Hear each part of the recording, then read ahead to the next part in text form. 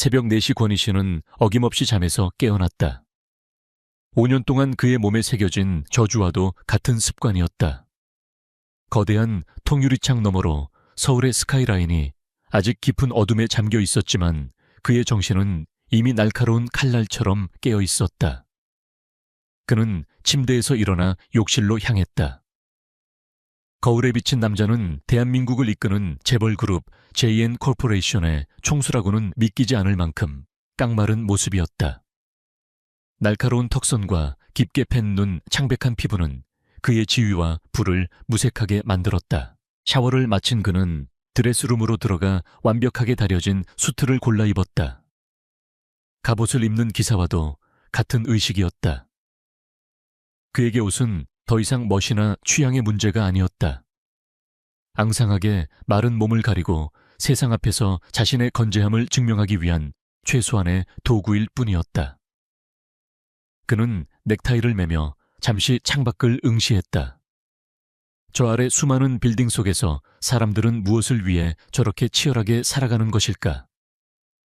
한때 그 역시 세상을 발밑에 두고 모든 것을 가질 수 있다고 믿었던 적이 있었다. 정확히 5년 전 그날 이후 모든 것이 변했다. 세상의 모든 음식이 그에게는 독과 같았다. 최고급 레스토랑의 메인 셰프가 만든 요리도, 영양학 박사들이 머리를 맞대고 만든 환자식도 그의 목을 넘어가자마자 격렬한 거부 반응을 일으켰다. 심리적 거식증, 의사들은 그렇게 진단했다. 거대한 정신적 충격이 신체의 기본적인 기능을 마비시킨 것이라고. 그들은 수많은 약물과 상담 치료를 권했지만 아무것도 그의 텅 빈 위장을 채워주지 못했다. 오전 6시 김진우 비서가 그의 펜트하우스에 도착했다. 그는 권희신을 10년 넘게 보좌해온 충직한 인물이었다.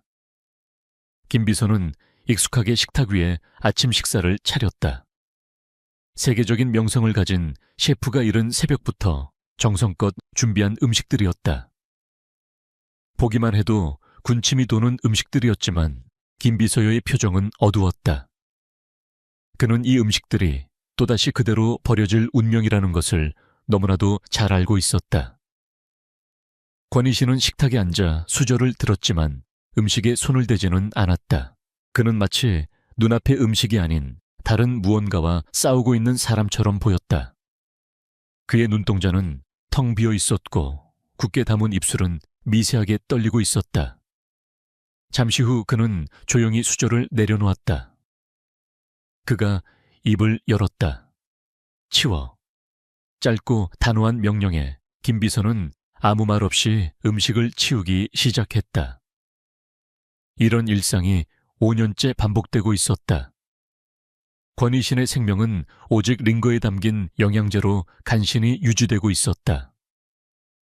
김 비서는 그의 앙상한 손목을 보며 마음이 아팠다. 회장님, 스위스 의료센터에서 연락이 왔습니다. 새로운 치료법을 시도해보자고 합니다. 김 비서는 희망을 걸고 말했지만 권희신의 반응은 싸늘했다. 의미 없는 짓이다. 그들에게도 더 이상 기대할 건 없어. 그의 목소리는 감정이 거의 실려 있지 않았다. 그는 이미 수십 번의 실패를 경험했고 이제는 어떤 기대도 하지 않았다. 그는 자리에서 일어나 서재로 향했다. 그의 등 뒤로 김 비서는 깊은 한숨을 내쉬었다. 저렇게 위태로운 상태로 어떻게 거대한 그룹을 이끌어 나가는지 신기할 따름이었다. 서재에 들어선 권희 씨는 거대한 책상 앞에 앉아 태블릿을 켰다. 밤사이 올라온 수많은 보고서와 결제 서류들이 화면을 가득 메웠다. 그는 놀라운 집중력으로 업무를 처리하기 시작했다. 음식 앞에서는 무기력했던 그는 일 앞에서는 예전의 냉철하고 카리스마 넘치는 총수로 돌아왔다. 그의 머릿속은 오직 JN 코퍼레이션의 생존과 성장뿐이었다.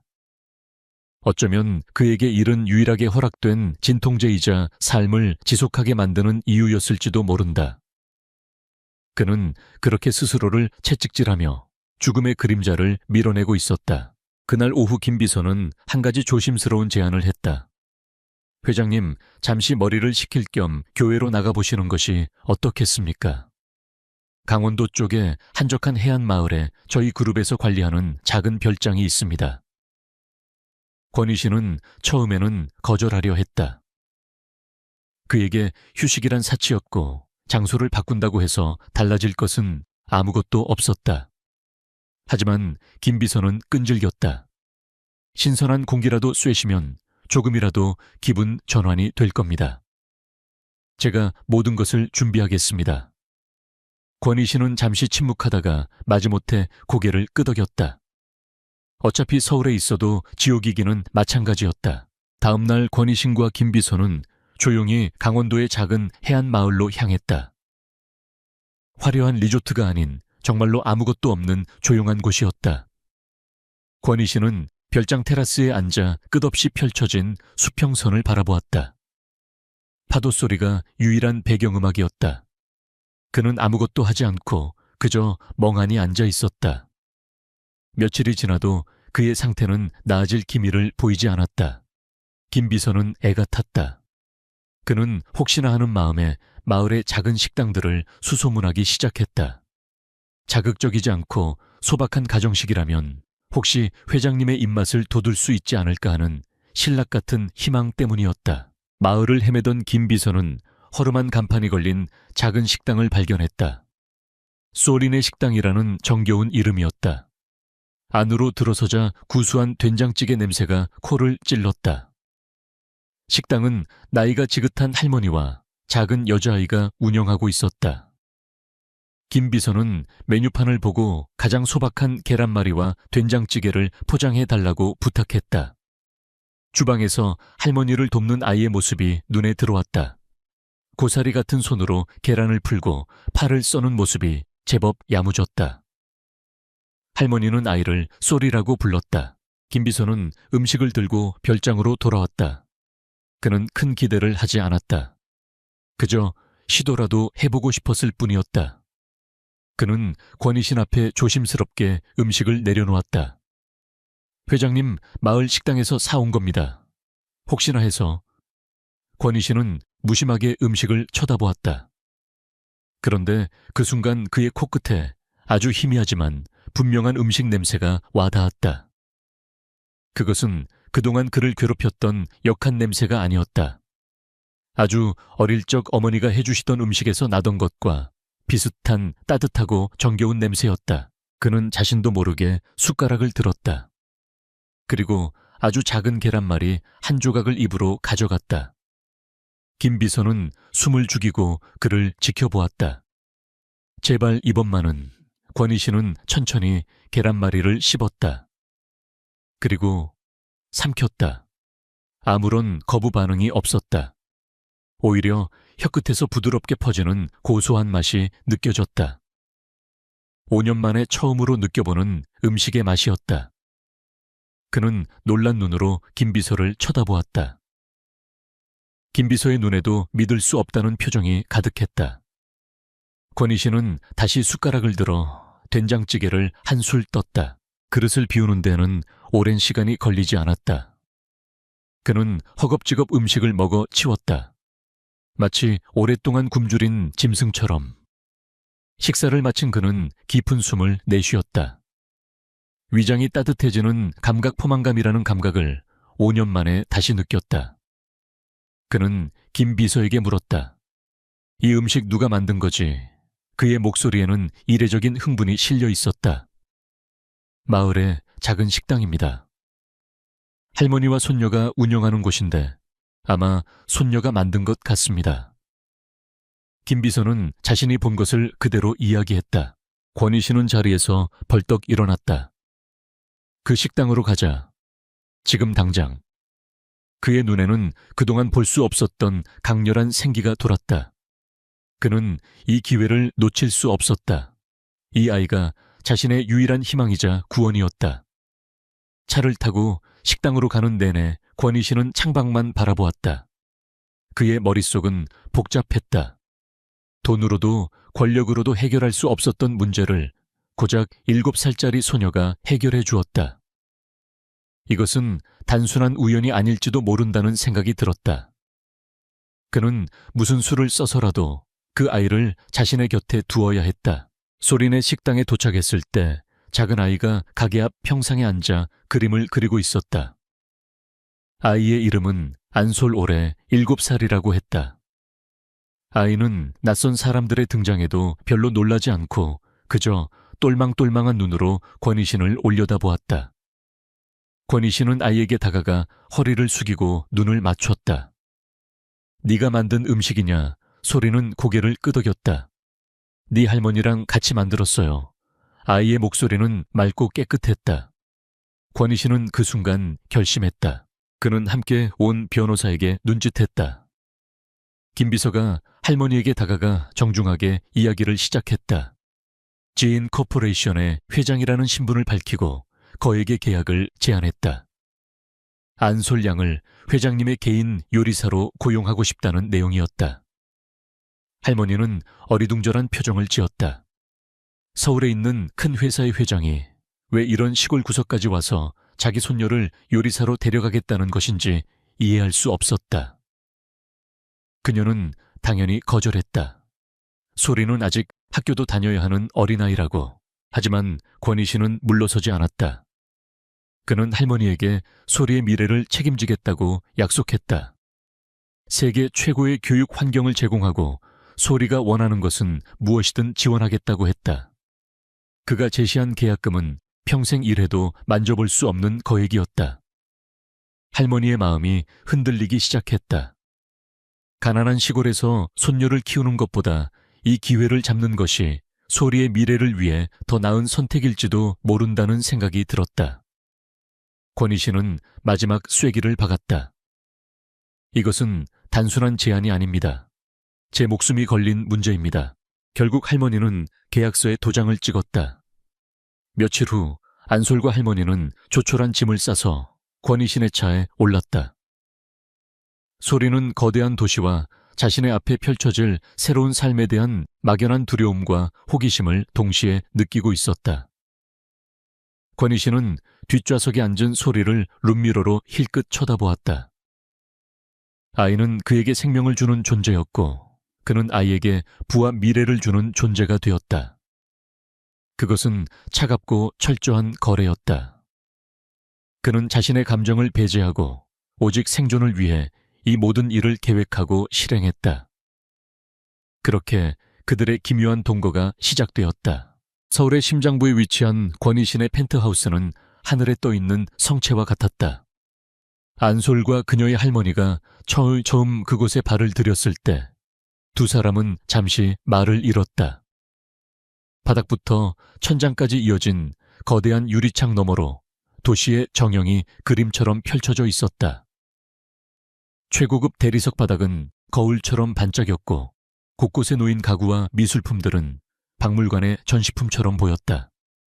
시골의 작은 식당과 낡은 집이 세상의 전부였던 두 사람에게 이곳은 완전히 다른 차원의 공간이었다. 집안일을 총괄하는 박 여사와 다른 사용인들은 새로운 식구들을 낯설게 맞이했다. 그들은 권희신 회장이 웬 시골 할머니와 어린아이를 집에 들였는지 전혀 이해할 수 없었다. 하지만 그들은 프로였다. 아무것도 묻지 않고 깍듯하게 두 사람을 안내했다. 소리와 할머니에게 배정된 방은 그들이 살던 집 전체보다도 넓었다. 방에는 아이를 위한 최신 장난감과 책들이 가득 채워져 있었지만 소리는 낯선 환경에 주눅이 들어 할머니의 옷자락만 꼭 붙잡고 있었다. 다음 날부터 새로운 일상이 시작되었다. 펜트하우스의 주방은 최첨단 시설을 자랑하는 거대한 공간으로 개조되었다. 최고의 셰프들도 부러워할 만한 조리기구와 신선한 식재료들이 가득했다. 권희신은 할머니와 소리가 불편함 없이 요리할 수 있도록 모든 것을 지원하라고 지시했다. 할머니는 어리둥절하면서도 소리를 도와 음식을 만들기 시작했다. 소리는 신기한 주방 기구들에는 별 관심이 없었다.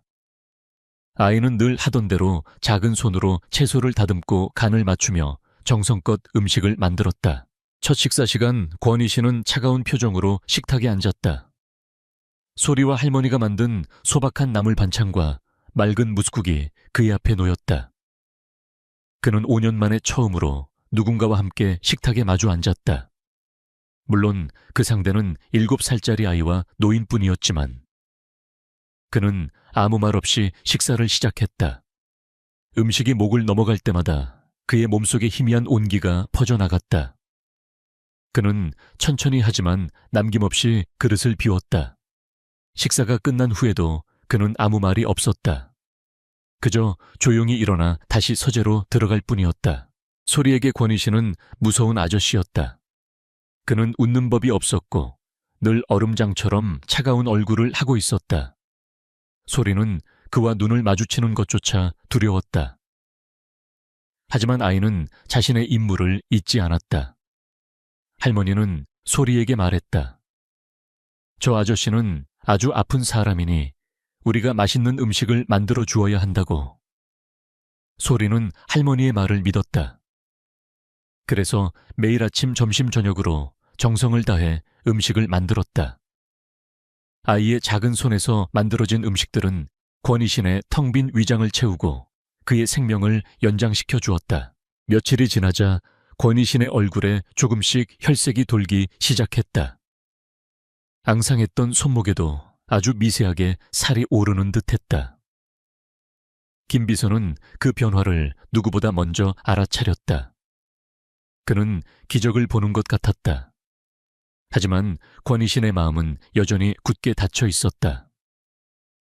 그는 소리를 생존을 위한 도구 이상으로 생각하지 않았다. 아이의 안부를 묻거나 따뜻한 말을 건네는 일은 단 한 번도 없었다.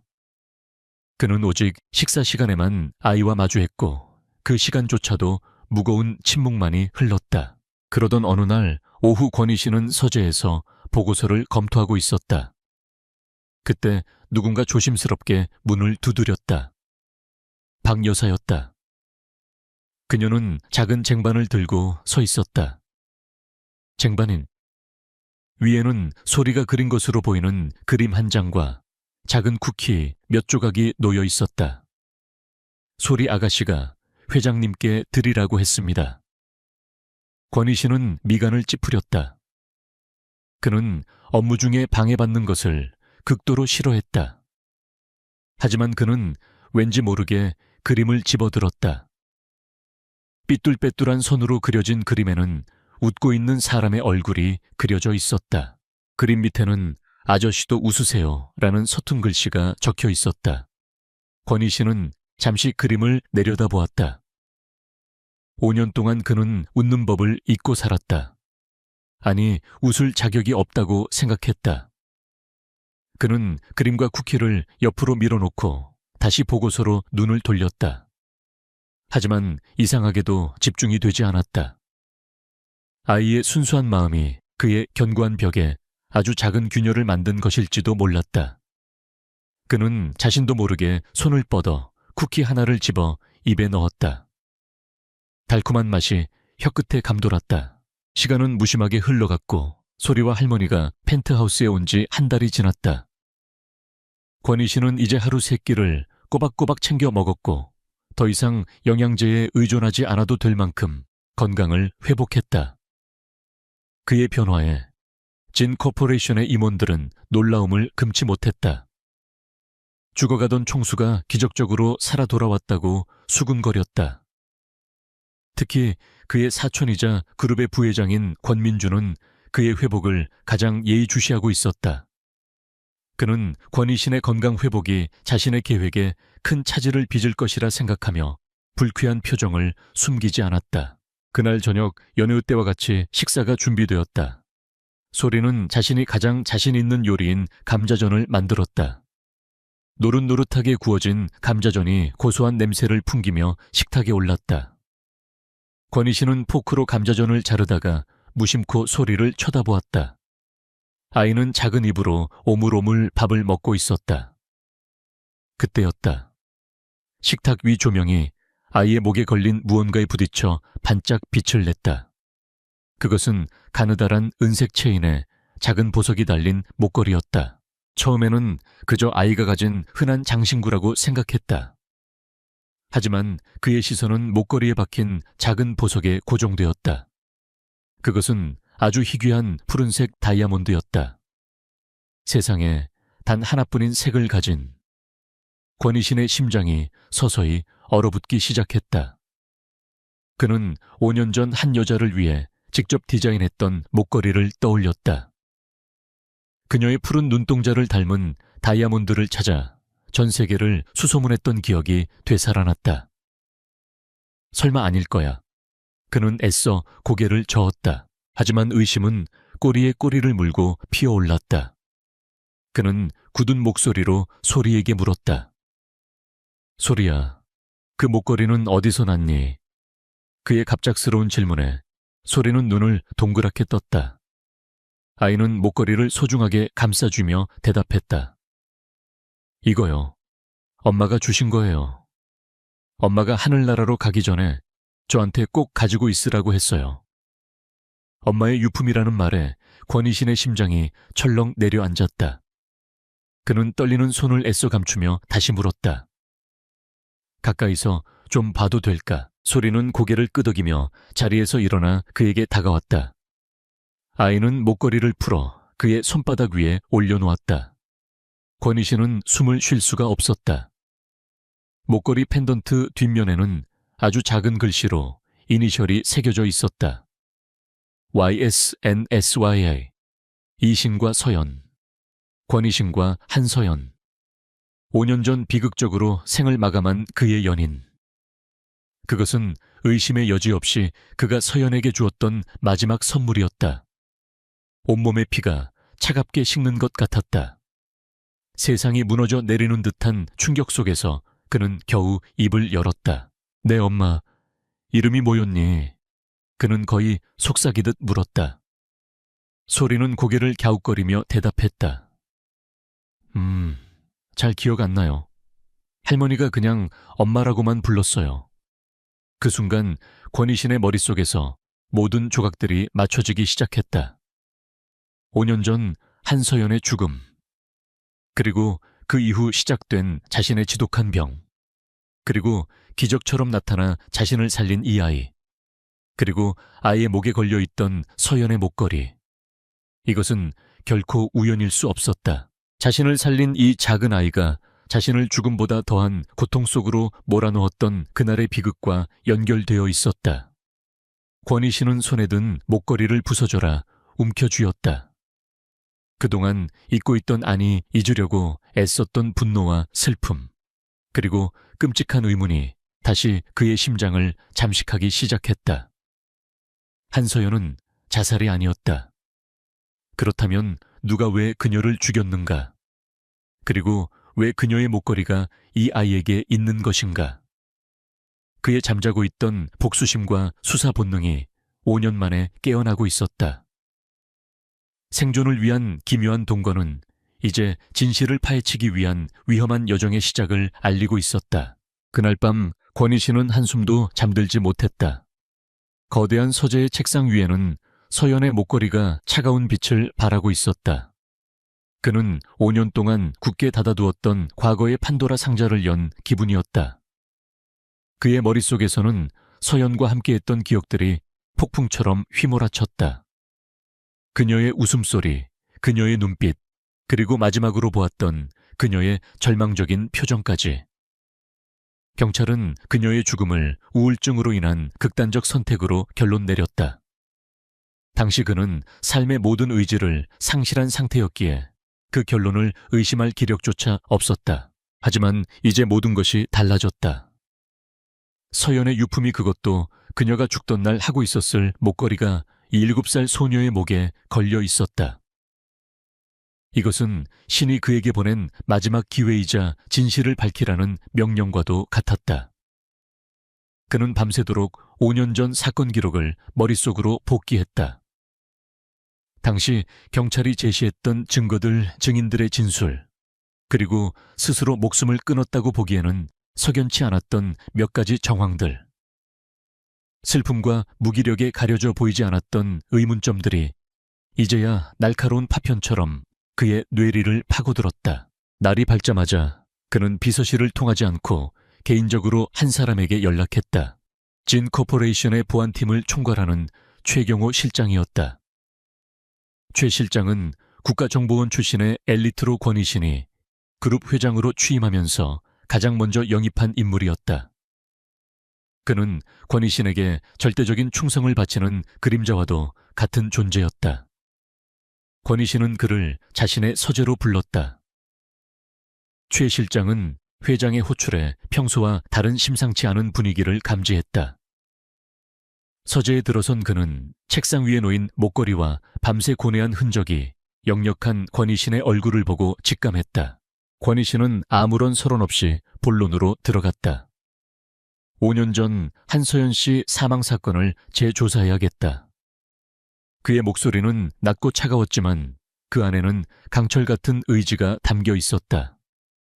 최 실장은 놀란 기색 없이 그저 고개를 끄덕였다. 그는 권위신과 한서연의 관계를 알고 있는 몇 안 되는 사람 중 하나였다. 권위신은 목걸이를 그에게 건네며 말했다. 이 목걸이가 그 아이 안솔의 목에 걸려 있었다. 아이의 죽은 엄마가 남긴 유품이라고 한다. 이건 시작일 뿐이다. 경찰 기록 부검 자료 당시 관련자들까지 먼지 한 톨 남기지 말고 전부 다시 훑어봐. 그는 덧붙였다. 이 일은 철저히 비밀에 붙여야 한다. 그룹 내에 그 누구도 심지어 김 비서조차도 알아서는 안 돼. 자네의 직속 팀원 중 가장 믿을 만한 소수 정예로만 팀을 꾸리게. 최 실장은 목걸이를 조심스럽게 손수건에 싸서 주머니에 넣었다. 알겠습니다, 회장님. 즉시 시작하겠습니다. 그는 짧게 대답하고 서재를 나섰다. 그의 발걸음에는 망설임이 없었다. 이제부터 진실을 향한 보이지 않는 전쟁이 시작될 것이었다. 권위신은 서재에 홀로 남아 창밖을 바라보았다. 5년 동안 멈춰있던 그의 시간이 다시 흐르기 시작했다. 최경호 실장의 움직임은 신속하고 은밀했다. 그는 자신의 팀원 중에서도 가장 뛰어난 2명을 선발해 비밀 수사팀을 꾸렸다. 그들은 제인 코퍼레이션의 정보망과 자금력을 동원해 5년 전의 기록들을 다시 수면 위로 끌어올렸다. 경찰이 보관하고 있던 사건 파일 사본병원의 부검 보고서 당시 현장 사진과 증인 진술서까지.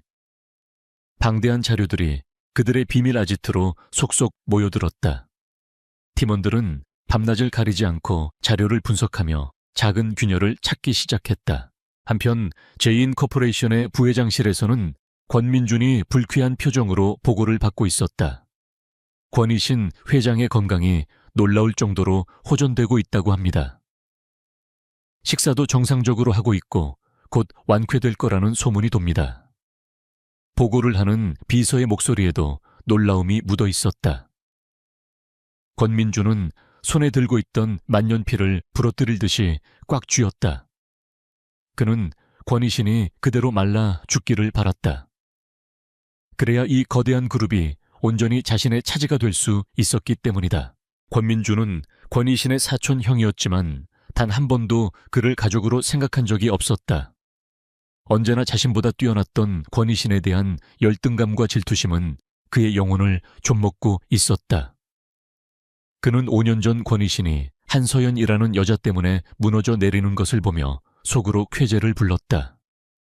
그리고 마침내 그가 식물인간처럼 변했을 때 그룹의 실권을 잡을 기회가 왔다고 생각했다. 그런데 이제 와서 그가 다시 살아나고 있다니. 권민준은 도저히 받아들일 수 없었다. 그의 불안감을 더욱 증폭시키는 또 다른 보고가 들어왔다. 최경호 실장 팀의 움직임이 조금 이상합니다. 공식적인 업무가 아닌 다른 무언가를 비밀리에 조사하고 있는 정황이 포착되었습니다. 권민준의 눈빛이 차갑게 변했다. 최경호는 권위신의 가장 날카로운 칼이었다. 그런 그가 비밀리에 움직인다는 것은 권위신이 무언가 다른 꿍꿍이를 가지고 있다는 뜻이었다. 뭘 조사하고 있는지 알아봐. 무슨 수를 써서라도. 권민준은 비서에게 명령했다. 그의 마음속에 불길한 예감이 싹트기 시작했다. 그 시간 권위신은 소리와 할머니를 대하는 자신의 태도를 미묘하게 바꾸었다. 이전까지 그들에게 철저히 무관심했던 그는 이제 유능한 형사처럼 그들의 일거수일투족을 관찰하기 시작했다. 그는 식사 시간에 소리에게 학교 생활은 어떤지, 친구는 사귀었는지 등 일상적인 질문을 던졌다. 또한 할머니에게는 고향에서의 삶이나 돌아가신 소리, 어머니에 대해 넌지시 물었다. 그의 질문은 너무나도 자연스러워서 할머니는 아무런 의심 없이 손녀의 어머니가 몸이 약했고 자신과 단둘이 조용히 살았다고만 대답했다. 권희 씨는 그들의 대답에서 특별한 단서를 찾지는 못했다. 하지만 그는 조급해하지 않았다. 진실은 여러 겹의 거짓과 시간 속에 겹겹이 숨겨져 있는 법이다. 그는 그저 묵묵히 자신의 역할을 수행하며 최 실장팀의 보고를 기다렸다. 그의 겉모습은 다시 건강을 되찾은 유능한 경영자였지만 그의 내면은 오직 5년 전 그날의 진실을 향한 집념으로 불타고 있었다. 그는 소리가 만들어준 음식을 먹으며 힘을 얻었고 그 힘을 복수를 위한 에너지로 전환시켰다.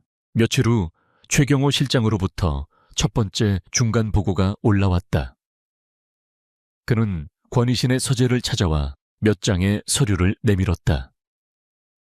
회장님, 몇 가지 이상한 점을 발견했습니다. 한서연 씨가 투신했다는 아파트의 CCTV 영상 중 사건 발생 시간 전후로 약 15분간의 기록이 삭제되어 있었습니다.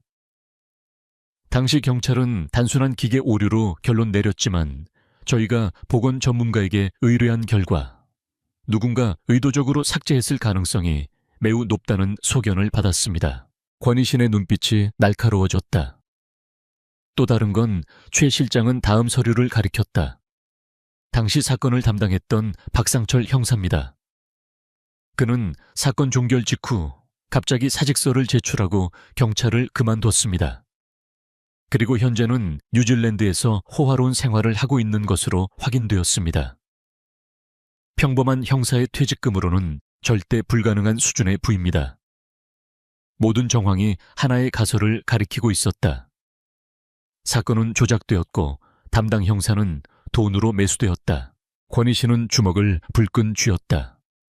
분노가 치밀어 올랐지만 그는 감정을 억누르고 냉정하게 생각했다. 박상철 형사를 매수할 만한 자금력과 경찰의 수사 기록을 조작할 만한 힘을 가진 인물. 용의자의 범위는 급격하게 좁혀졌다.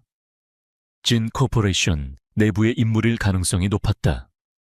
그는 최 실장에게 지시했다. 박상철의 주변 인물과 자금 흐름을 샅샅이 추적해 누가 그의 뒤에 있는지 알아내야 한다. 보고를 마친 최 실장이 돌아간 후 권희 씨는 서재에 남아 박상철의 사진을 노려보았다. 진실의 꼬리가 드디어 잡히기 시작했다. 그는 이제 더 이상 5년 전의 무기력한 남자가 아니었다. 그는 자신의 모든 것을 걸고서라도 서연의 죽음에 얽힌 진실을 밝혀내고 범인을 자신의 손으로 심판하리라 다짐했다. 그의 싸움은 이제 막 시작되었을 뿐이었다. 그리고 그는 자신의 적이 아주 가까운 곳에 있다는 것을 어렴풋이 직감하고 있었다. 권민준 부회장은 자신의 사무실에서 보고를 받으며 입술을 깨물었다. 그의 정보원이 보내온 내용은 간결했지만 그에게는 비수처럼 날아와 꽂혔다. 최경호의 팀이 5년 전 퇴직한 박상철 형사의 뒷조사를 하고 있다는 것. 그것도 그의 자금 출처를 샅샅이 뒤지고 있다는 사실. 권민주는 등줄기에 차가운 땀이 흐르는 것을 느꼈다. 권희신의 움직임은 단순한 호기심이나 우연이 아니었다. 명확한 목표를 가지고 5년 전의 진실을 향해 다가오고 있었다. 그는 권희신이 어떻게 그 낡은 사건에 다시 의문을 품게 되었는지 도무지 알 수 없었다. 하지만 이유는 중요하지 않았다. 중요한 것은 권희신이 진실에 가까워질수록 자신의 목에 감기는 올가미도 굵어진다는 사실이었다. 그는 이대로 앉아서 당할 수만은 없다고 생각했다. 권희신이 수면 아래에서 움직인다면 자신은 거대한 파도를 일으켜 그의 배를 전복시켜야 했다. 그는 즉시 자신의 비서를 불러 몇 가지 은밀한 지시를 내렸다. 그의 눈빛은 이전의 질투심을 넘어 먹이를 빼앗길 위기에 처한 맹수처럼 번뜩이고 있었다. 며칠 후 제인 코퍼레이션은 예상치 못한 위기에 직면했다. 그룹의 차세대 성장 동력으로 권희신이 직접 진두지휘하던 중동 지역의 대규모 스마트시티 건설 프로젝트에 급제동이 걸린 것이다. 현지 합작 파트너사가 갑작스럽게 계약 파기를 선언했고, 그와 동시에 프로젝트의 환경 영향 평가에 심각한 문제가 있다는 악의적인 기사들이 해외 언론을 통해 터져나왔다. JN 코퍼레이션의 주가는 폭락하기 시작했고 그룹 전체가 혼란에 휩싸였다. 긴급 임원회의가 소집되었다. 회의실의 공기는 무겁게 가라앉아 있었다. 임원들은 당황하며 대책을 논의했지만 뾰족한 수를 찾지 못했다. 바로 그때 회의 내내 침묵을 지키던 권민준이 입을 열었다. 이 모든 것은 권희신 회장의 독단적인 프로젝트 추진이 부른 화입니다. 충분한 검토 없이 무리하게 사업을 진행하다가 그룹 전체를 위기에 빠뜨렸습니다. 그의 목소리는 안타까움을 가장하고 있었지만 그 내용은 명백히 권희신의 책임을 묻는 것이었다. 몇몇 임원들이 그의 말에 동조하며 고개를 끄덕였다. 하지만 권희신은 흔들리지 않았다. 그는 이 모든 사태가 너무나도 정교하게 짜인 각본이라는 것을 간파하고 있었다. 파트너사의 갑작스러운 변심 타이밍 좋게 터져나온 언론의 공격, 그리고 기다렸다는 듯이 자신을 비난하는 권민준의 발언까지. 이것은 외부의 공격이 아닌 내부의 적이 벌인 치밀한 사보타주였다. 그는 회의실에 모인 임원들을 차가운 눈으로 훑어보았다. 그리고 권민준을 향해 시선을 고정했다. 이 위기는 내가 책임지고 수습하지. 하지만 부회장 명심하게. 제인 코퍼레이션을 흔드는 자는 그 누구든 용서하지 않을 거라는 걸. 회의가 끝난 후 권희신은 자신의 집무실로 돌아와 즉시 위기 대응팀을 가동시켰다. 그는 놀라울 정도의 냉정함과 집중력으로 사태를 분석하고 해결책을 지시했다. 그의 머리는 두 개의 전장에서 동시에 싸우고 있었다. 한쪽에서는 그룹을 위협하는 비즈니스 전쟁을 치르고 있었고, 다른 한쪽에서는 5년 전의 진실을 파헤치는 비밀스러운 전쟁을 계속하고 있었다. 그는 권민준이 자신의 시선을 분산시키기 위해 이 같은 일을 벌였다는 것을 알았다. 그리고 그것은 역으로 권민준이 5년 전 사건과 깊이 연관되어 있다는 가장 확실한 증거이기도 했다. 한편 권민준은 권희신을 압박할 또 다른 카드를 준비하고 있었다. 그는 자신의 수하를 시켜 안솔과 할머니의 일상을 감시하기 시작했다. 전문 감시 요원은 펜트하우스가 보이는 맞은편 건물의 자리를 잡고 고성능 망원 렌즈를 통해 두 사람의 모든 움직임을 기록했다. 아이가 펜트하우스 정원에서 해맑게 웃으며 뛰어노는 모습, 할머니와 함께 옥상 텃밭에 채소를 심는 모습까지. 그들의 평화로운 일상은 차가운 렌즈를 통해 권민준에게 실시간으로 보고되었다. 권민준은 보고를 받으며 생각했다. 권희신에게 저 아이는 단순한 개인 요리사가 아닐 것이다. 5년 동안 죽어가던 그를 살려낸 유일한 존재. 어쩌면 저 아이가 권희신의 가장 치명적인 약점일지도 모른다. 그는 직접적인 해를 가할 생각은 아직 없었다. 다만 자신이 그 약점을 알고 있고 언제든 그것을 파괴할 수 있다는 사실을 넌지시 알려줄 필요가 있었다. 그는 수에게 가벼운 경고를 보낼 것을 지시했다. 상대가 눈치챌 수 있을 만큼만 하지만 증거는 남기지 않도록. 그로부터 며칠 뒤 할머니가 정기검진을 위해 병원에 가기로 한 날이었다. 진 코퍼레이션에서 제공한 최고급 세단과 수행비서가 펜트하우스 1층에서 대기하고 있었다. 할머니와 소리는 차에 올라탔고 차는 부드럽게 도로로 빠져나갔다. 그런데 한적한 도로를 지날 무렵 갑자기 끼어든 오토바이 한 대가 아슬아슬하게 차 앞을 가로질러 갔다. 운전기사가 급하게 브레이크를 밟았지만 차는 듣지 않았다. 끼익하는 굉음과 함께 차는 가드레일을 들이받고서야 겨우 멈춰섰다. 다행히 속도가 높지 않아 할머니와 소리는 가벼운 타박상만 입었다. 하지만 두 사람은 크게 놀라 가슴을 쓸어내려야 했다. 사고 직후 권희신의 경호팀이 현장에 도착했고 즉시 사고 차량을 정밀 조사했다. 결과는 충격적이었다. 누군가 브레이크 오일에 미세한 구멍을 뚫어놓은 것이 발견되었다. 아주 천천히 오일이 새어나가 결정적인 순간에 브레이크가 제대로 작동하지 않도록 만든 치밀한 수법이었다. 명백한 사고를 위장한 경고였다. 그날 저녁 권희신은 최경호 실장으로부터 사고의 전말을 보고받았다. 그의 얼굴은 분노로 굳어 있었다. 회사를 공격하는 것만으로는 부족해서 이제는 아무것도 모르는 노인과 어린아이까지 위협하고 있었다. 권민준의 비열함은 그의 상상을 초월했다. 그는 자신의 목숨을 구해준 아이를 지키지 못했다는 자책감과 감히 자신의 것을 건드린 자에 대한 참을 수 없는 살해를 동시에 느꼈다. 5년 전 서연을 잃었을 때의 무력감이 다시 그를 덮치는 듯했다. 권희신은 서재에 통유리창 앞에 서서 어둠에 잠긴 도시를 내려다보았다. 창문에는 분노로 일그러진 그의 얼굴이 비치고 있었다. 그는 이제 이 싸움이 단순히 과거의 진실을 밝히는 것에서 그치지 않는다는 것을 깨달았다. 이것은 자신의 소중한 것을 지키기 위한 전면전이었다. 그는 소리를 다시는 위험에 빠뜨리지 않겠다고, 그리고 이 모든 일의 원흉인 권민준을 반드시 자신의 손으로 끌어내려 죗값을 치르게 하겠다고 맹세했다. 진실을 향한 그의 차가운 집념은 이제 소중한 사람을 지키려는 뜨거운 분노의 불꽃으로 타오르기 시작했다. 차량 사고가 발생한 바로 다음 날, 권희신의 펜트하우스는 초롱성으로 변했다. 최경호 실장이 이끄는 보안팀 인력이 2배로 증원되었고 외부인의 출입은 철저히 통제되었다. 펜트하우스 안팎에는 최첨단 감시 장비가 추가로 설치되었으며 모든 사용인들에 대한 신원 조회가 처음부터 다시 이루어졌다. 소리와 할머니의 외출은 당분간 전면 금지되었다. 그들의 안전을 위한 조치였지만 펜트하우스의 화려함은 이제 답답한 황금 세 장처럼 느껴졌다. 권희신은 이번 사건을 통해 중요한 사실을 깨달았다.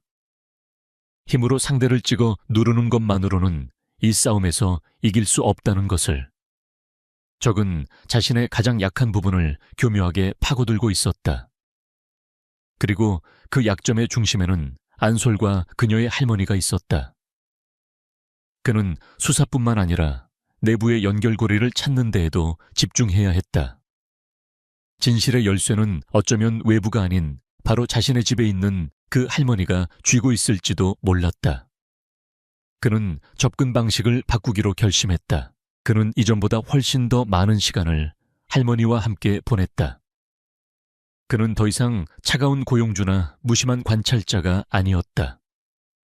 사고로 놀랐을 할머니의 건강을 살뜰히 챙겼고 전문 의료진을 불러 후유증이 없는지 세심하게 살피도록 했다. 그는 할머니와 함께 옥상 정원을 산책하며 그녀의 고향 이야기나 젊은 시절의 추억들을 묵묵히 들어주었다. 그는 자신의 과거에 대해서도 조금씩 입을 열었다. 서연의 이름을 직접적으로 언급하지는 않았지만 아주 소중한 사람을 잃었던 자신의 깊은 상실감에 대해 털어놓았다. 할머니는 권희신의 변화에 조금씩 마음의 문을 열기 시작했다. 처음에는 그저 돈 많고 차가운 젊은 회장이라고만 생각했지만 그의 눈빛 속에 담긴 깊은 슬픔과 고독을 보았다. 그녀는 그가 단순히 자신의 생존을 위해 소리를 데려온 것이 아님을 어렴풋이 느끼기 시작했다. 특히 그가 소리를 바라보는 눈빛은 이전과 달라져 있었다. 그 눈빛에는 연민과 더불어 어떻게든 지켜내고야 말겠다는 강한 책임감이 서려 있었다. 두 사람 사이에는 말없는 동질감과 연대의 감정이 서서히 쌓여가고 있었다. 그렇게 며칠이 흘렀다. 어느 날 저녁 소리가 잠든 것을 확인한 권희신은 할머니를 자신의 서재로 정중히 초대했다. 서재의 은은한 조명 아래 그는 탁자 위에 서연의 목걸이를 조심스럽게 올려놓았다. 할머니는 목걸이를 보자 얼굴이 하얗게 질렸다. 권희 씨는 그녀를 추궁하지 않았다. 대신 그는 자신의 가장 약한 모습을 드러내며 처절하게 호소했다. 할머니, 이 목걸이는 5년 전에 제가 사랑했던 여인의 것입니다. 그녀는 억울한 죽음을 당했습니다. 그의 목소리는 미세하게 떨리고 있었다. 저는 그녀의 죽음 이후 5년 동안 지옥 속에서 살았습니다. 그러다 소리를 만났고 아이 덕분에 겨우 다시 살아갈 힘을 얻었습니다. 그런데 이제 그들이 소리까지 위협하고 있습니다. 지난번의 차량 사고는 단순한 사고가 아닙니다. 그들이 보낸 경고입니다. 그는 할머니의 손을 잡았다. 그의 손은 차가웠다. 부디 저를 위해서가 아니라 소리를 위해서 모든 것을 말씀해 주십시오. 아이를 지키기 위해서는 모든 것을 알아야만 합니다. 아이를 지키기 위해서라는 말에 할머니의 눈동자가 심하게 흔들렸다. 지난번 사고의 공포가 되살아났다. 그녀는 평생을 두려움 속에 숨어 살았다. 하지만 그 두려움 때문에 하나뿐인 손녀까지 위험에 빠뜨릴 수는 없었다. 그녀는 오랫동안 망설이다가 마침내 무겁게 입을 열었다. 그녀의 목소리는 눈물에 젖어 있었다. 그 목걸이, 서연 아가씨의 것이 맞습니다. 그녀는 권희신을 회장님이 아닌 서연의 옛 연인으로 바라보고 있었다. 할머니의 고백은 충격적이었다.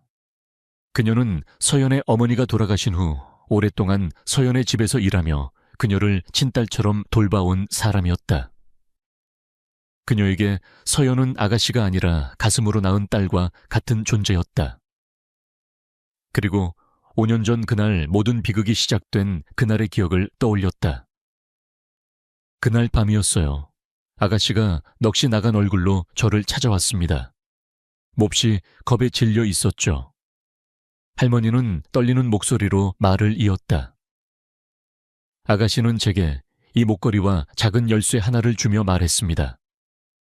만약 자신에게 무슨 일이 생기면 반드시 소리를 데리고 멀리 아무도 찾을 수 없는 곳으로 도망가라고. 권희신의 심장이 멎는 것 같았다.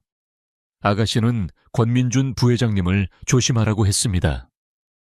그 사람이 자신을 가만두지 않을 거라고 자신 때문에 주변 사람들까지 위험해질 수 있다고 했습니다.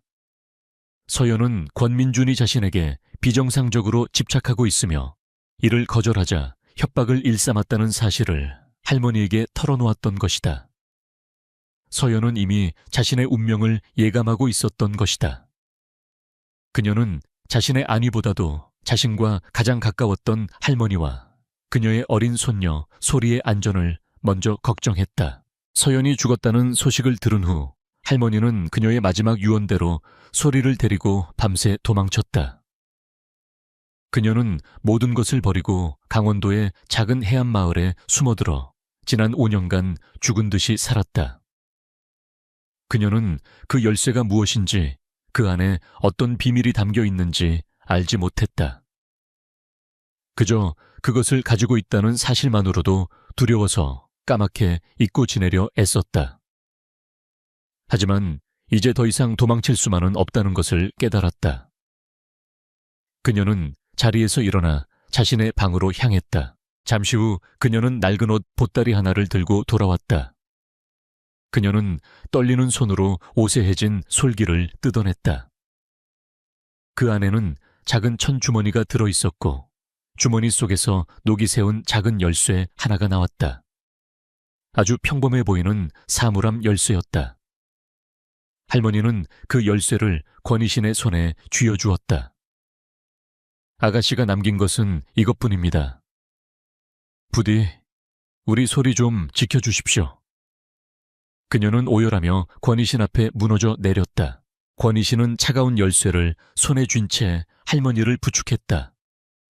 그의 마음속에서는 슬픔과 분노, 그리고 서연에 대한 미안함이 뒤섞여 폭풍처럼 몰아쳤다. 서연은 마지막 순간까지 자신과 주변 사람들을 지키려 애썼다. 그런데 자신은 5년 동안 아무것도 모른 채 무력하게 무너져 있었다. 그는 이제 더 이상 슬퍼하거나 분노할 자격도 없었다. 그가 할 일은 오직 하나, 서연이 남긴 이 마지막 단서를 가지고 모든 것을 끝내는 것뿐이었다. 그는 할머니에게 약속했다. 제가 제 목숨을 걸고 두 분을 반드시 지키겠습니다. 그리고 모든 것을 제자리로 돌려놓겠습니다. 그의 눈빛은 그 어느 때보다도 차갑고 단단하게 빛나고 있었다. 서재의 책상 위 낡은 열쇠가 놓여 있었다. 권희신과 최경호 실장은 한동안 말없이 열쇠를 내려다보았다. 그것은 5년의 시간을 뛰어넘어 한서연이 보낸 마지막 메시지이자 진실의 문을 열 수 있는 유일한 희망이었다. 최 실장이 먼저 입을 열었다. 시중 은행들의 개인 금고 열쇠 디자인과 대조해본 결과 스위스계 은행인 크레디트 옵티마의 구형 모델과 일치합니다. 한서연 씨 명의로 금고가 있는지 확인해 보겠습니다. 하지만 절차는 복잡했다. 망자의 개인 금고를 열기 위해서는 법원의 허가와 복잡한 서류 절차가 필요했다. 성급하게 움직이다가는 뱀처럼 교활한 권민준에게 꼬리를 잡힐 수도 있었다. 권희 씨는 최 실장에게 최대한 신속하면서도 은밀하게 법적 절차를 진행하라고 지시했다. 그는 직감하고 있었다. 자신이 진실에 한 걸음 다가설수록 궁지에 몰린 권민준이 더욱더 극단적인 행동을 감행할 것이라는 것을. 그는 기업 전쟁에서도 수세에 몰린 적이 방역하는 순간이 가장 위험하다는 것을 잘 알고 있었다. 권희신의 예상은 정확했다. 자신의 경고가 먹히지 않고 오히려 권희신이 자신을 더욱 옥죄어 온다고 느낀 권민준은 마지막 승부수를 던지기로 결심했다. 권희신을 회장 자리에서 끌어내리는 것. 그것만이 자신이 살 수 있는 유일한 길이었다. 그는 제인 코퍼레이션의 이사들을 비밀리에 만나기 시작했다. 그는 자신이 가진 모든 인맥과 자원을 동원해 이사들을 회유하고 협박했다. 그의 무기는 권희신의 지난 5년간의 병력과 현재의 기행이었다. 권민준은 이사들에게 권희신의 정신이 아직 온전하지 않다고 주장했다. 5년간 그룹 경영에 거의 손을 놓고 있었던 점, 그리고 최근에는 웬 시골 소녀에게 집착하며 아이가 없으면 식사조차 못하는 불안정한 상태라는 점을 집중적으로 부각했다.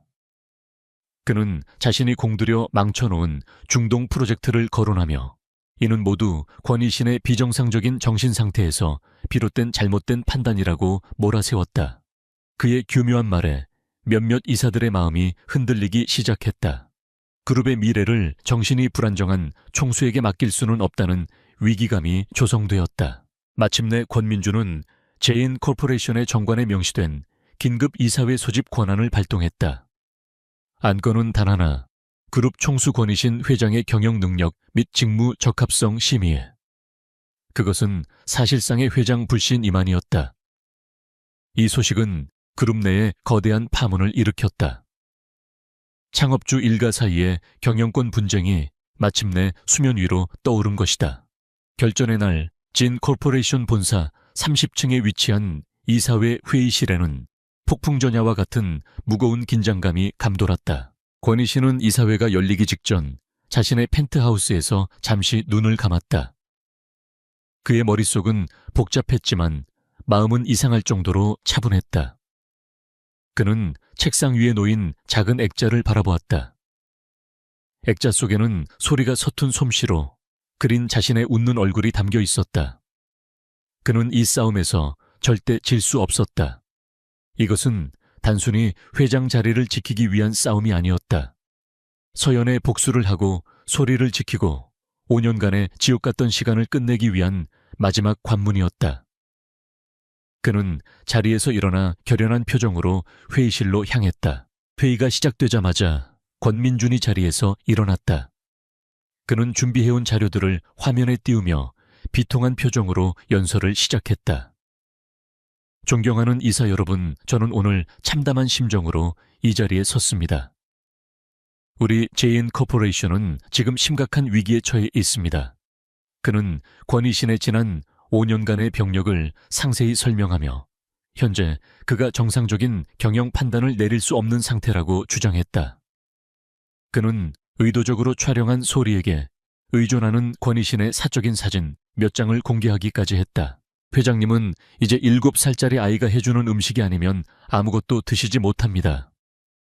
그룹의 중대한 결정들이 그런 불안정한 상태에서 내려지고 있습니다. 최근 중동 프로젝트의 실패가 바로 그 증거입니다. 우리는 언제까지 이런 리더십에 그룹의 운명을 맡겨야 합니까? 권민준의 선동적인 연설에 회의장은 술렁이기 시작했다. 그의 논리는 비열했지만 표면적으로는 그럴듯하게 들렸다.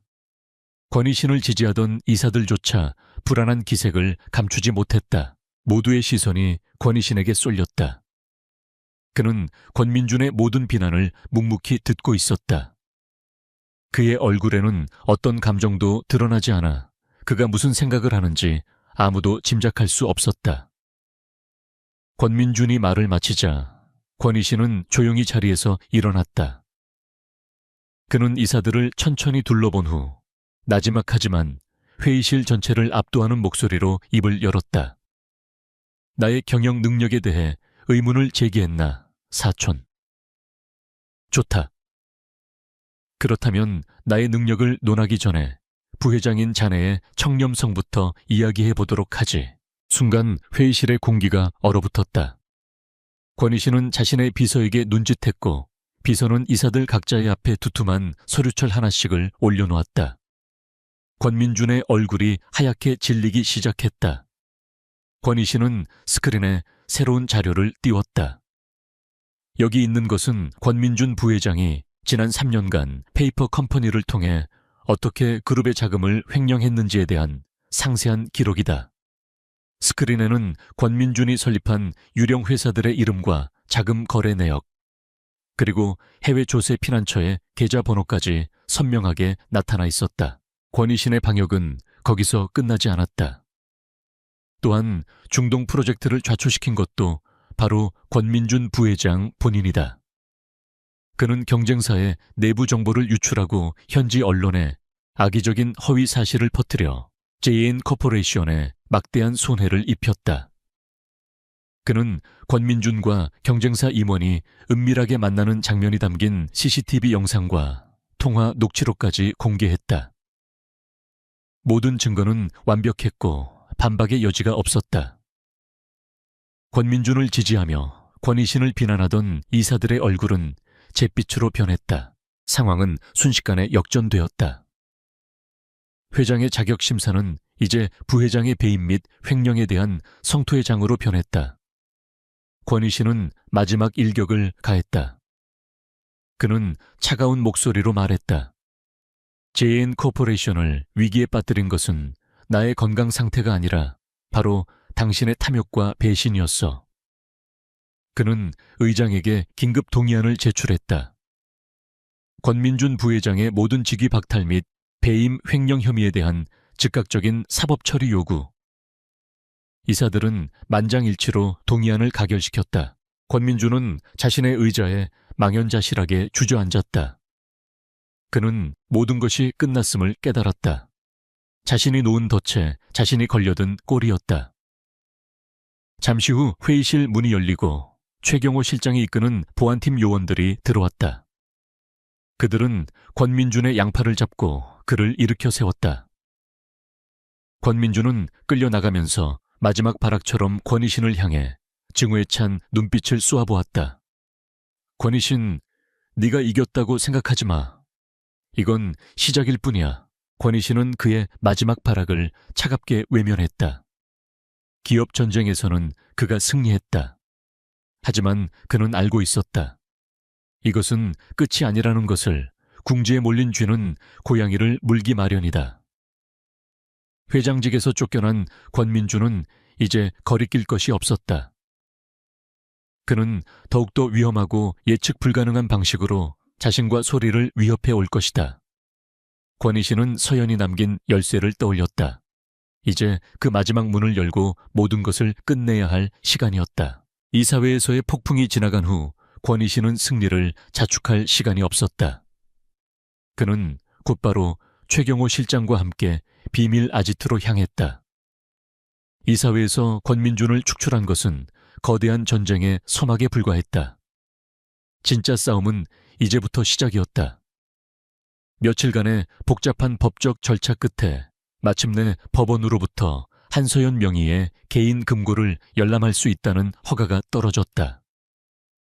권희신과 최 실장은 만반의 준비를 갖추고 크레디트 옵티마 은행의 VVIP 금고실로 향했다. 육중한 강철문이 열리고 차가운 공기가 흘러나왔다. 수백 개의 개인 금고가 벽면을 가득 메우고 있는 공간은 숨막히는 정적에 휩싸여 있었다.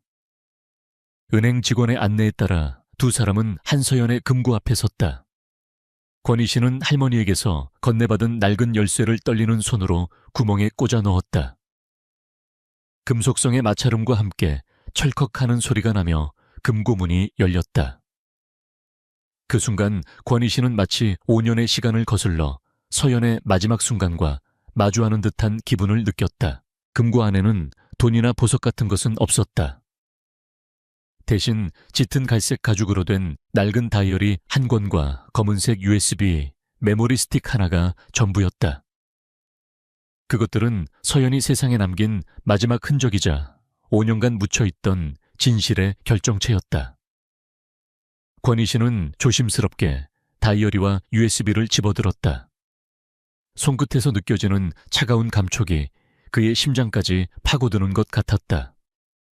그는 아무 말 없이 금고문을 닫고 은행을 빠져나왔다. 이제 판도라의 상자를 열 시간이었다. 안전가옥으로 돌아온 권희 씨는 마른 침을 삼키며 다이어리의 첫 장을 넘겼다. 그곳에는 서연의 단정한 글씨체가 남아있었다. 다이어리의 앞부분은 행복한 연애 시절의 기록들로 가득했다. 권희 씨와 함께 갔던 레스토랑 나누었던 대화, 그리고 미래에 대한 소박한 꿈들. 한 장 한 장 넘길 때마다 권희 씨는 심장이 도련해지는 듯한 고통을 느꼈다. 그는 자신이 이 행복을 지켜주지 못했다는 깊은 죄책감에 휩싸였다. 하지만 다이어리의 중반부로 넘어가면서 분위기는 급격하게 어두워졌다. 권민준의 이름이 등장하기 시작한 것이다. 처음에는 그저 친절한 사촌형이자 든든한 회사 동료로 묘사되었다. 하지만 얼마 지나지 않아 서연의 글에는 미묘한 불안감과 불편함이 묻어 나오기 시작했다. 민준 씨의 친절이 가끔은 부담스럽게 느껴진다. 그의 눈빛은 어딘가 내가 알지 못하는 깊은 어둠을 담고 있는 것 같다. 그녀는 권민준의 과도한 관심과 집착을 서서히 인지하기 시작했다. 페이지가 넘어갈수록 서연의 공포는 구체화되었다. 권민준의 접근은 더욱 노골적으로 변해갔고 그녀가 이를 거절하자 미행과 협박으로 이어졌다. 그는 내가 이신 씨에게 모든 것을 말할까봐 두려워하면서도 동시에 그것을 즐기는 것처럼 보인다. 그는 내게서 이신 씨를 빼앗고 나를 차지할 수 있다고 믿고 있다. 그는 악마다. 서연은 자신의 주변에 보이지 않는 거미줄이 쳐지고 있음을 느끼고 있었다. 그녀는 권희신에게 걱정을 끼치고 싶지 않아 혼자서 모든 고통을 감내하려 했다. 그리고 마침내 마지막 페이지. 그녀가 죽기 바로 전날 밤에 쓴 마지막 기록이었다. 권희신의 손은 격렬하게 떨리고 있었다. 민준 씨가 내일 마지막으로 만나자고 했다. 만약 내가 자신의 뜻을 따르지 않으면 이신 씨와 내 주변 사람들까지 모두 파멸시켜 버리겠다고 협박했다. 그는 이미 진 코퍼레이션을 무너뜨릴 계획까지 세워두고 있었다. 나는 더 이상 도망칠 곳이 없다. 그래서 나는 그의 모든 죄를 녹음하기로 결심했다. 이 다이어리와 USB가 내 마지막 보험이다. 만약 내게 무슨 일이 생긴다면 이신 씨 부디 당신만은 무사해야 해요. 사랑해요. 권희 씨는 다이어리를 덮고 눈을 감았다. 뜨거운 눈물이 그의 뺨을 타고 흘러내렸다. 서연은 마지막 순간까지 그를 지키려 했던 것이다. 그녀는 혼자서 그 모든 공포와 맞서 싸웠다. 분노가 그의 온몸을 집어삼켰다. 그는 옆에 있던 최 실장을 돌아보지도 않은 채 떨리는 손으로 USB를 노트북에 꽂았다. 화면에는 여러 개의 파일이 나타났다. 그중 마지막 대화라는 이름의 오디오 파일을 클릭했다. 스피커에서 지직거리는 소리와 함께 서연의 목소리가 흘러나왔다. 이게 당신이 원하는 거였어. 나 때문에 이신 씨를 파멸시키는 거. 곧이어 권민준의 차갑고 조용한 목소리가 들렸다. 파멸. 아니 서연아. 이건 구원이야. 넌 처음부터 내 것이었어. 감히 권이신 따위가 널 가졌던 게 잘못된 거지. 이제 모든 것을 제자리로 돌려놓을 시간이야. 녹음 파일 속에서 권민주는 자신이 어떻게 서연에게 집착하게 되었는지, 그리고 권이신을 무너뜨리고 그룹과 그녀를 모두 차지할 계획이었는지를 소름 끼치도록 차분하게 고백했다. 그리고 대화의 마지막 서연이 그의 제안을 끝까지 거절하자 권민준의 목소리는 분노로 돌변했다. 네가 날 끝까지 거부해 그렇다면 너도 권이신도 아무것도 가질 수 없어. 없어. 뒤이어 격렬한 몸싸움 소리가 들렸고 서연의 비명과 함께 녹음은 갑자기 끊어졌다. 모든 것이 명백했다. 이것은 완벽한 살인의 증거였다. 진실의 무게가 권이신을 짓눌렀다. 그는 승리감 대신 서연이 혼자서 겪었을 그 끔찍한 공포에 대한 깊은 슬픔과 참을 수 없는 분노를 느꼈다. 최경호 실장은 굳은 얼굴로 권이신의 다음 명령을 기다렸다. 이제 이 증거를 검찰에 넘기기만 하면 모든 것이 끝날 터였다. 하지만 권이신은 고개를 저었다. 아니, 이대로는 안 돼. 그의 목소리는 얼음장처럼 차가웠다. 권민주는 지금 궁지에 몰린 미친 개와 같아. 법의 심판을 받기 전에 무슨 짓을 할지 몰라. 특히 소리에게. 그는 이제 법의 심판만으로는 만족할 수 없었다. 그는 자신의 손으로 직접 이 비극에 마침표를 찍기로 결심했다. 서연에게 빚진 마지막 속죄였다. 권이신은 최 실장에게 조용하고 정확한 목소리로 지시를 내리기 시작했다. 그것은 권민준을 잡기 위한 마지막 덫을 설계하는 것이었다. 그는 권민준이 자신을 감시하고 있다는 사실을 역이용할 계획이었다. 이제 누가 사냥꾼이고 누가 사냥감인지 그 역할을 확실하게 바꿔줄 시간이었다. 그는 창밖을 바라보았다. 도시의 불빛이 아른거렸다. 그의 눈에는 슬픔도 분노도 아닌 오직 차가운 결의만이 가득 차 있었다. 마지막 사냥이 시작되고 있었다. 권이신이 설치한 덫은 정교하고 대담했다. 그는 최경호 실장을 통해 자신이 소리와 할머니를 데리고 강원도의 그 해안 별장으로 며칠간 휴가를 떠난다는 정보를 의도적으로 흘렸다. 5년 만에 되찾은 건강을 축하하고 아이에게 고마움을 표하기 위한 휴식이라는 명분이었다. 이 정보는 권민준이 매수해놓은 제인 코퍼레이션 내부의 정보원을 통해 그의 귀로 어김없이 흘러 들어갔다. 그 별장은 서울의 펜트하우스에 비해 보안이 허술해 보이는 최적의 장소였다. 모든 직위에서 쫓겨나 도주 중이던 권민준에게 이 소식은 마지막 동아줄과도 같았다. 그는 권이신이 승리에 도취해 방심하고 있다고 판단했다. 그 아이만 손에 넣으면 살인 증거가 담긴 USB와 자신의 해외 도피를 맞바꿀 수 있을 터였다. 그는 남은 자금을 총동원해 과거 자신의 더러운 일을 처리해주던 용병들을 고용했다.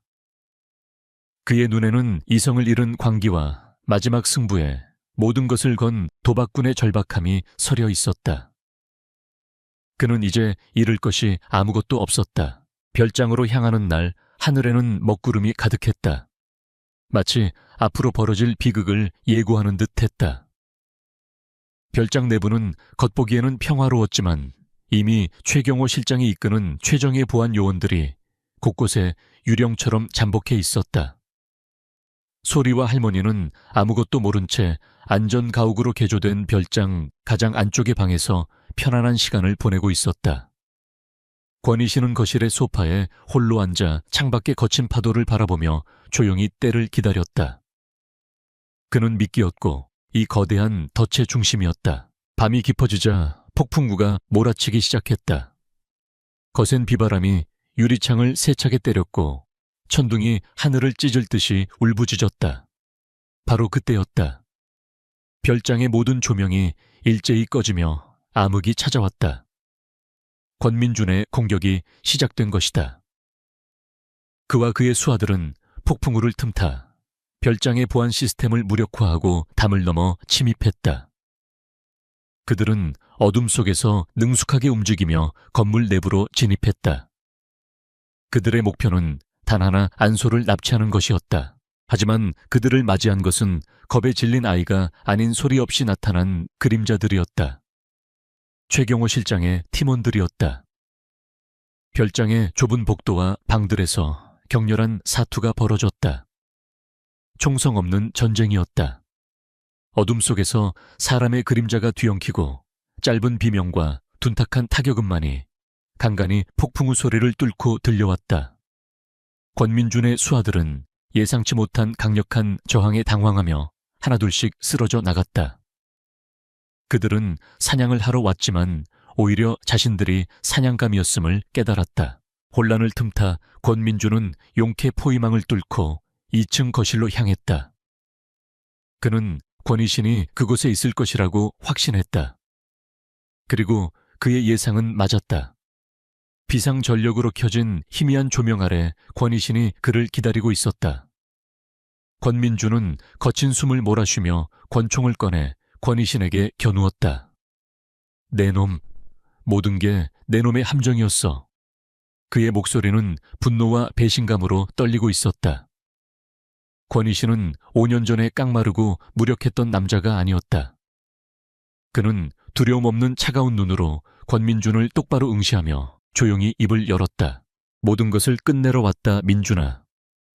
권희신은 품에서 작은 오디오 플레이어를 꺼내 버튼을 눌렀다. 스피커에서 5년 전 그날 서연의 마지막 목소리가 흘러나왔다. 이게 당신이 원하는 거였어. 서연의 목소리가 울려 퍼지는 순간 권민준의 이성이 완전히 끊어졌다. 그는 귀를 막으며 괴물처럼 소리쳤다. 닥쳐, 그 입 닥치지 못해. 그는 자신이 저지른 죄의 목소리로부터 필사적으로 도망치고 싶어 했다. 권희신은 그의 발악을 차갑게 지켜보며 말했다. 왜 그랬지, 서연이는 너한테 아무 짓도 하지 않았어. 그 말에 권민준은 광기 어린 웃음을 터뜨렸다. 아무 짓도 안 해. 그 여자는 내 모든 것을 짓밟았어. 내 자존심, 내 사랑 모든 걸 넌 태어날 때부터 모든 걸 가졌지, 권희신. 하지만 난 아니었어. 난 언제나 네 그늘에 가려진 이인자였다고. 서연이마저 널 선택했을 때 난 결심했어. 네가 가진 모든 것을 부숴버리겠다고. 그는 자신이 어떻게 서연을 스토킹하고 협박했는지, 그리고 그녀가 끝까지 자신을 거부하자 어떻게 그녀를 홧김에 밀어버렸는지를 미친 듯이 털어놓았다. 그는 자신이 그녀의 죽음을 자살로 위장하고 그 충격으로 권희신이 무너져 내리는 것을 보며 희열을 느꼈다고 고백했다. 그의 추악한 진심이 폭풍우 치는 밤의 별장 안을 가득 메웠다. 그래, 내가 죽였어. 처음부터 내 것이었어야 할 그 여자를 감히 날 거부한 그 여자를 내 손으로 끝냈다고. 고백이 끝나는 순간 권민준은 권희신을 향해 방가쇠를 당겼다. 하지만 권희신은 이미 그의 움직임을 예측하고 몸을 날린 후였다. 총알은 그의 어깨를 스쳐 지나갔다. 두 남자의 몸이 거실 중앙에서 격렬하게 부딪혔다. 이것은 사촌 간의 싸움이 아니었다. 한 여자의 목숨을 앗아간 자와 그녀를 지키지 못했던 자 사이의 마지막 혈투였다. 질투와 증오, 그리고 슬픔과 분노가 뒤엉켜 폭발했다. 권희신은 5년간의 병약함이 믿기지 않을 정도의 힘으로 권민준을 몰아붙였다. 그의 주먹에는 서연에 대한 미안함과 소리를 지키려는 절박함이 실려 있었다. 마침내 거친 몸싸움 끝에 권희신이 권민준을 제압하고 그의 손에서 총을 빼앗아 멀리 던져버렸다. 모든 상황이 정리되고 최경호 실장과 그의 팀원들이 거실로 들어왔을 때 권민준은 바닥에 쓰러져 짐승처럼 울부짖고 있었다. 별장 밖으로 멀리서 경찰차의 사이렌 소리가 들려오기 시작했다. 폭풍우도 서서히 잦아들고 있었다. 권희신은 피투성이가 된 채 바닥에 쓰러진 권민준을 차갑게 내려다보았다. 모든 것이 끝났다. 그는 비틀거리는 걸음으로 소리와 할머니가 있는 안전실로 향했다. 문을 열자 시끄러운 소동에도 아랑곳하지 않고 소리가 침대에서 평화롭게 잠들어 있었다. 권희신은 아이의 머리를 조용히 쓰다듬었다. 길고 길었던 5년간의 악몽이 끝나는 순간이었다. 길고 긴 폭풍의 밤이 지나고 별장에는 거짓말처럼 고요한 새벽이 찾아왔다. 빗줄기가 멎은 하늘은 깨끗하게 씻겨 있었고 수평선 너머로 붉은 여명이 밝아오고 있었다. 하지만 별장 내부는 밤새 벌어진 사투의 흔적들로 아수라장이었다. 경찰 통제선이 주변을 둘러쌌고 과학수사대 요원들이 분주하게 움직이며 증거를 수집했다. 어깨에 붕대를 감은 권희신은 담요를 두른 채 경찰에게 담담하게 진술을 하고 있었다.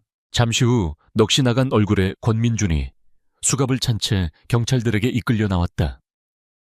그는 더 이상 진 코퍼레이션의 부회장이 아니었다. 그는 그저 한 여자를 죽음으로 몰아넣고 5년간 진실을 은폐해온 추악한 살인범일 뿐이었다.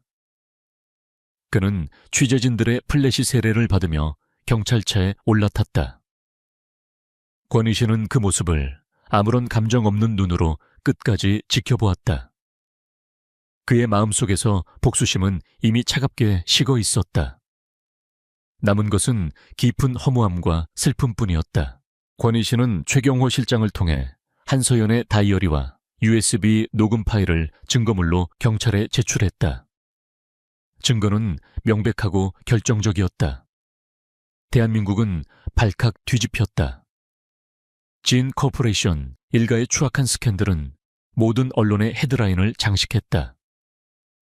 5년 전 비운의 여배우로 사람들의 기억 속에서 잊혀가던 한서연의 죽음이 사실은 재벌가의 탐욕과 집착이 빚어낸 끔찍한 살인사건이었다는 사실에 대중은 경악하고 분노했다. 진 코퍼레이션의 주가는 연일 폭락했고 그룹의 이미지는 바닥으로 곤두박질 쳤다. 하지만 권희신은 더 이상 숨지 않았다. 그는 며칠 후 수많은 취재진 앞에 섰다. 체어추이 하지만 단단한 모습이었다. 그는 깊이 고개를 숙여 국민들과 주주들에게 사과했다. 그리고 한서연과 그녀의 유가족에게도 진심 어린 애도를 표했다. 그는 이 사건을 변명하거나 축소하려 하지 않았다. 대신 모든 것을 투명하게 공개하고 사법 절차에 성실히 협조하겠다고 약속했다. 기자회견이 끝난 후 권희신은 곧바로 그룹의 비상 경영체제를 선포했다. 그는 이번 사태를 자이언트 코퍼레이션이 뼈를 깎는 쇄신을 하는 계기로 삼았다. 권민준의 비호 아래 그룹 내에 기생하며 부정을 저질렀던 임원들이 모두 해임되었고 부실 계열사들은 과감하게 정리되었다. 그의 개혁은 신속하고 단호했다. 위기 속에서 오히려 더욱 빛을 발하는 그의 리더십에 그를 의심하던 이들조차 혀를 내둘렀다. 그룹은 서서히 안정을 되찾기 시작했다. 법의 심판은 신속하게 이루어졌다. 권희신이 제출한 증거 앞에서 권민준은 더 이상 범행을 부인할 수 없었다. 그의 모든 죄상이 만천에 드러났다. 뉴질랜드로 도피했던 박상철 전 형사 역시 강제 송환되어 법의 심판을 받았다. 권민준에게 돈을 받고 사건을 조작하고 증거를 인멸했던 그의 죄는 결코 가볍지 않았다. 권민준과 그의 공범들은 모두 법의 최고형을 선고받고 차가운 감옥에 수감되었다. 정의는 더디게 왔지만 결국 제자리를 찾았다. 모든 법적 절차가 마무리된 어느 맑은 가을날 권희 씨는 홀로 한서연의 묘를 찾았다. 그녀의 묘비 앞에는 팬들이 가져다 놓은 하얀 국화꽃이 가득했다. 그는 묘비에 새겨진 그녀의 이름을 오랫동안 손가락으로 쓸어보았다. 그는 5년 만에 처음으로 죄책감이나 분노가 아닌 온전한 그리움만으로 그녀를 마주할 수 있었다. 그는 꽃다발을 내려놓으며 나지막이 속삭였다. 이제 다 끝났어, 서연아. 편히 쉬어. 그의 눈에서 뜨거운 눈물이 흘러내렸다. 그것은 복수의 끝을 알리는 눈물이자 비로소 시작된 애도의 눈물이었다. 펜트하우스는 예전의 일상을 되찾았다. 아니, 예전과는 다른 새로운 평화가 그곳에 자리 잡았다. 권희 씨는 저녁 식사 후 할머니와 조용히 차를 마셨다. 그는 그동안 있었던 모든 일들을 할머니에게 차분히 설명해 주었다. 그리고 그녀의 용기 있는 증언이 없었다면 진실을 밝히기 어려웠을 것이라며 깊은 감사를 표했다. 그는 할머니와 소리의 미래를 끝까지 책임지겠다는 약속을 다시 한번 확인시켜 주었다. 할머니는 주름진 손으로 그의 손을 잡으며 그저 고맙다는 말만 반복했다. 두 사람의 대화가 끝나갈 무렵 소리가 그림책을 들고 거실로 나왔다. 아이는 어느새 낯선 환경에 완벽하게 적응해 있었다. 아이는 권희 씨에게 다가와 자신이 그린 그림을 자랑스럽게 내밀었다. 그림 속에는 세 사람이 손을 잡고 활짝 웃고 있었다. 권희신과 할머니 그리고 소리 자신이었다. 그림의 배경에는 커다란 집과 따뜻한 햇살이 그려져 있었다. 권희신은 그림을 받아들고 아이의 머리를 쓰다듬었다. 그의 얼굴에 5년 만에 처음으로 꾸밈없는 진짜 미소가 번졌다. 지독했던 악몽은 끝났다. 물론 상처가 완전히 아문 것은 아니었다.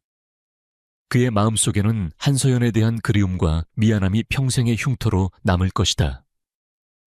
하지만 이제 그는 그 상처를 끌어안고 앞으로 나아갈 수 있었다. 그에게는 이제 지켜야 할 새로운 가족이 생겼기 때문이다. 그는 소리가 그린 그림을 소중하게 내려다보았다. 정의는 실현되었고 이제 남은 것은 치유의 시간이었다. 길고 어두웠던 터널의 끝에서 그는 마침내 한 줄기 따스한 빛을 발견했다. 그로부터 6개월의 시간이 흘렀다. 계절이 2번 바뀌는 동안 권희신의 세계에도 많은 변화가 있었다. 지독하게 그를 괴롭혔던 심리적 거식증은 이제 흔적도 없이 사라졌다. 그는 더 이상 소리가 만든 음식이 아니면 아무것도 먹지 못하는 남자가 아니었다. 세상의 모든 음식을 자유롭게 먹을 수 있게 되었지만 그는 여전히 소리와 함께하는 저녁 식사 시간을 가장 소중하게 여겼다. 그것은 생존이 아닌 행복을 위한 시간이었다. 앙상했던 그의 몸에는 건강한 살이 올랐고 늘 창백했던 얼굴에는 온화한 혈색이 돌았다. 날카롭고 공허했던 그의 눈빛은 부드러움과 따뜻함으로 채워졌다. 진 코퍼레이션의 직원들은 괴팍하고 냉철했던 총수가 자상한 사람으로 변한 것에 놀라워했지만 아무도 그 이유를 묻지는 않았다.